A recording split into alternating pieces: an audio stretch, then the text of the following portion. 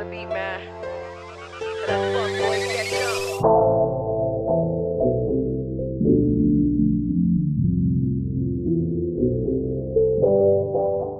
Negative frequency still. Oh, okay. So, real quick, the Bible. Do you hold the Bible as a divinely inspired book, or do you just think it has some good things in it that could guide our life? It's instructional. It has instruction. It has some things that you could, you know, to live in a righteous life or make your own decisions or whatever. You feel me? But the authenticity of the, like, do you believe there was a man named Moses who lived? Do you believe there was Yeah. a man named Jesus who lived?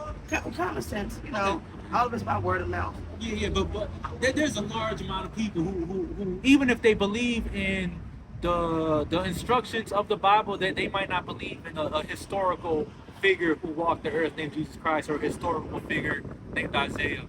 I believe so. That's believe good. so. That's good. Good. So what we're doing out here is we're teaching that Blacks, Hispanics, and Native Americans, we are the descendants of the people who wrote this Bible, the Hebrew Israelites, right? That's right. If you read throughout the scriptures, right, it tells the whole Bible is about the Israelites. From Genesis to Revelation, it's about God's chosen people, the covenant He made with His chosen people, and their history, right? It goes through, the kings, the judges, the way they established themselves as a nation, what happened after the fall of their nation. Because again, the Israelites throughout the whole Bible were led into slavery and captivity over and over again, to the Babylonians, to the Persians, to the Greeks, to the Romans, right? That's what the Bible is. It's just a history of what happened to God's chosen people. Right. We out here teaching. If you follow that storyline all the way to present day, those same people would be the people you see on the side of the so-called Blacks, Hispanics, Native Americans. Right. You probably heard sometime in your life someone say that Jesus Christ was a black man, right?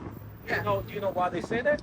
Because it was melanated with hue skin, darker. Exactly. You know the verse in the Bible that proves that, right? No, I did not tell you. Get Revelations 1, get Songs of Solomon 1 and 5 as well. This is Revelations 1 and 1, the revelation of Jesus Christ. Right, so this is John the Revelator. He's about to reveal something, right? This is the revealing of Jesus Christ. Okay. Let's see. And in the midst, verse 13.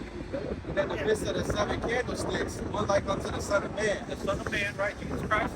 clothed with a garment down to the foot, Long fly-ass garment on, right? and girded about the paps with a golden girdle. He had a golden girdle. Think of like a boxer when he wins his championship belt. He had a golden girdle, like a belt, holding up his long garment. Because this is the description the Bible gives us of Jesus Christ, right? And then we'll see these images, right? And we could just compare what the Bible actually says to what images we've been fed, right? Let's see, verse 14. His head and his hairs were white like wool. Right, so in this vision, John sees Jesus Christ, right? And he says that the head on his hair, the hair on his head was white and woolly, right? He gives a color and a texture, right?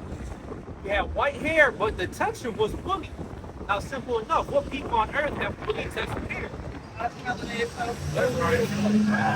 But it's not just all melanated folks. If you can look at, East Indians, there's some dark-skinned East Indians who don't got the woolly hair, right? They'll have stringy hair, right? So it's a specific group of people that they call them Negroes, right? I mean, in my opinion, it's supposed to be good and beautiful, with balance of, life, you know what Al is? Yeah, he's power. Power? Yeah. Yeah, so without good, there's no evil. Without evil, there's no good. So, here at Balance on Earth, I feel like everything is pretty much at its course of life and how it should be going, It is, because everything is going according to God, right? So It's a fact. So, Lucifer got an answer for that, Yeah, well, he's actually, in the Bible, it tells us that one, we don't refer to him as Lucifer, but the Satan or the devil, whatever you want to call him, he does take instructions from God. You read in Job, it's God and the devil having a conversation back and forth, and God allows him to do what he did unto Job. So we understand that everything is subject unto the Most High God. Even, right, they say there's angels on the right hand and there's angels on the left hand. Some might call them demons, right, but they're all working for the Most High God, right? And like you said, everything is a balance, right? Because guess what? God gave us life, but God's also the one who kills us, right? He's the one who brings death. He does all these things, and like you said, it's a perfect So when balance. people will say, well, is God really the evil one then? No, I don't believe so. He is evil, but I wouldn't say he is evil, right? No. I'm saying because I've seen on, like TikTok or whatever, like, well, why would God do this and why would God do that? Ephraim, that's crazy. I was reading about Ephraim yesterday. I wanted to name my son Ephraim. That's a powerful name. Real quick, can I ask your nationality? Well, I claim to be Moorish American because I'm mixed with Moorish you'll ever know. You know. But colloquially, you'd say like African American, African-American. product of the transatlantic slave trade. Well, my father was African American and Belizean, and my mother is African American and Indian. I asked you because the reason you brought up when you mentioned Ephraim, there's people who are part of that diaspora of West Africa, and there's certain tribes in West Africa, right? You got the Igbo, you got the Yoruba. Yeah. Do you know if you're Igbo or Yoruba or what tribe? No, but I've been around them, and like a lot of things that I feel to know is, you know, I'm spiritually touched, so you know, I feel like, you know, my first instinct or whatever's in my mind when it goes off this spiritual stuff is what I, you know, direct myself to. So, you know, I don't know.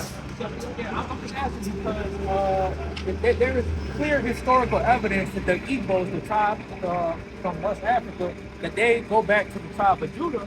But you mentioned Ephraim, and there's evidence that the tribe of Ephraim in West Africa, they actually go back, the Yoruba tribe in West Africa go back to the tribe of Ephraim.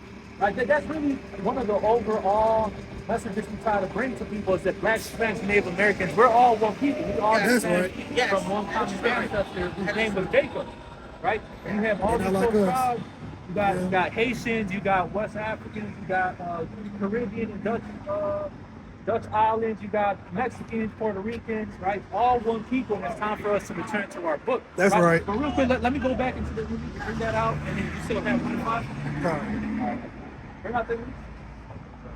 His head and his hairs were white like wool, as white as snow. All right, so it's colored, it was white, but it was woolly in texture. Keep going. And his eyes were as a flame of fire. Right, and this was a very serious man. Jesus Christ is coming back on a mission, right? He's not coming back to give out kisses and hugs, right? The church likes to paint him as this soft white boy with blue eyes who came back and he's trying to love everybody, but it says his eyes were as a flame of fire. He has a mission when he comes back, right? That's right. Yeah, that's a distraction. But also to let people, you know, get curious and look into your history as well. Exactly. And his feet like unto fine brass, as if they burned in a furnace. Right, so now he's looking down at his feet and he says his feet was like unto fine brass, right? Brass is a derivative of brown, right? But he said not just brown, he said take that brass, you put it in a hot flaming furnace and you burn it. You take that out, right? You put anything in the oven and burn it, it gets dark, right? So this is when you know that Jesus Christ is dark skinned, like you said. That's right. Let's take that just one step further, right? They say Jesus Christ was a Jew, right? You know what it means to be a Jew? Yeah. I got Jew pockets, man. No offense against the Jews. I love Jews. I know I did not educate you. So real quick, a lot of people think they're talking about religion, right? To be a Jew, Judaism, it means that Jesus Christ follows Judaism, right? Or the religion of the Jews. To be a Jew means that you descend from the man named Judah. That's all it simply means, right? Or that you are a descendant of one of the three tribes that made up the southern kingdom of Israel, right? You had the kingdom of Israel, the kingdom of Judah. So to be called a Jew, you need to be a man named Judah, which Jesus Christ was, right? David, King Solomon, a lot of the great kings and prominent men in the Bible descend from Judah, right? Or you descend from one of the tribes of the kingdom of Judah, Benjamin or Levi, right? So if Jesus Christ was a black-skinned man and he was a Jew, what does that mean about the rest of the Jews during his time? And just as melanated as his skin. It's just as melanated as him. And we could go in the Bible, even before Jesus Christ walked the earth, in the Bible, it let us know this about the Jews, right? Bring that out. This is the book of Song of Solomon, chapter 1, verses 5. This song of Solomon, right? This King Solomon, right? And this one of Solomon's wives, right? This is one of the beautiful melanated women of the children of Israel, right? A daughter of Jerusalem. Have a good night. And it reads, I am black, but comely. Read that again. I am black, but comely. Again, this is a daughter of Jerusalem. The word comely is Old English. It just means beautiful. She literally said in the Bible. And what was that word again? Comely. Comely? Yeah. Comely. She said, I'm black and beautiful. That's what she said. She literally said, I am black and beautiful. Keep on. O ye daughters of Jerusalem, Right? She's talking to the rest of the daughters of Jerusalem, the rest of the Jews.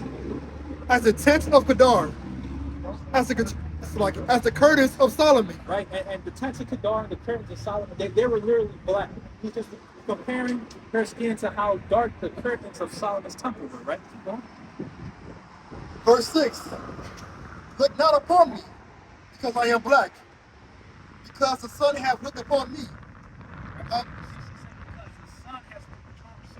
Because of the sun. Because a lot of times when you get into colorism in the Bible, a lot of people like to say that's metaphorical. They're not talking about a skin color, right? They're talking about black, or they're talking about Jesus Christ was burnt.